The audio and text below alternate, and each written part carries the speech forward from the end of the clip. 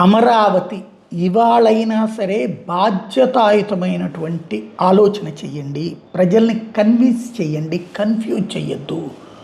ఇవాళ జరగబోతున్నటువంటి అమరావతికి సంబంధించినటువంటి అసెంబ్లీ సమావేశాన్ని రాజకీయ వేదికకి ఎప్పటికీ జగన్ దుర్మార్గుడు అనేటటువంటిది ఓకే, జనం నమ్మేశారు, ఓట్లు కూడా వేశారు. ఇప్పుడు జగన్ వస్తే నాశనం చేస్తాడని జనం నమ్ముతున్నారు కూడా. ఇంకా కొత్తగా ఎక్స్ప్లెయిన్ చేయాల్సింది కాదు.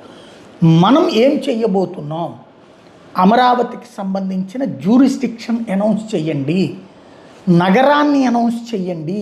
అమరావతి మధ్యన చంద్రబాబు గారే చెప్పారు కదా, 29 గ్రామాలు అయితే మున్సిపాలిటీ కింద మారిపోతుంది అన్నటువంటిది.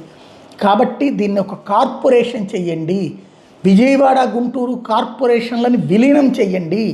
మంగళగిరి మున్సిపాలిటీ, తెనాలి మున్సిపాలిటీని, తాడేపల్లి మున్సిపాలిటీని, వీటన్నిటిని అందులో విలీనం చేయండి. తద్వారా 80 లక్షల మంది జనాభాతో కూడిన నగరంగా ప్రకటించండి.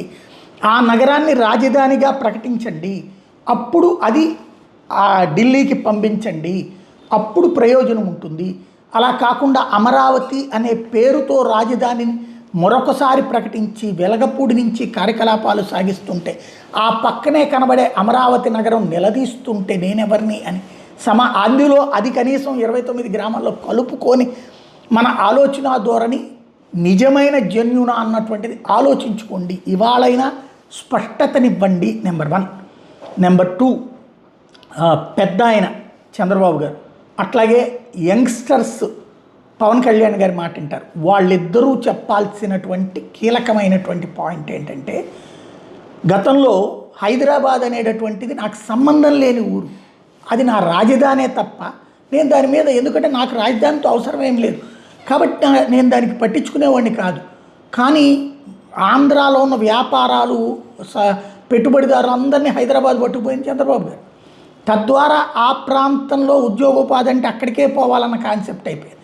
ఇప్పుడు మన పిల్లల్ని ఉద్యోగాలంటే హైదరాబాదో, బెంగళూరో, చెన్నైయో తప్పించి ఆంధ్రాలో అమరావతితో, విశాఖపట్నమో, గుంటూరో, బెజవాడో అంటే మనం పట్టించుకోవట్లేదు.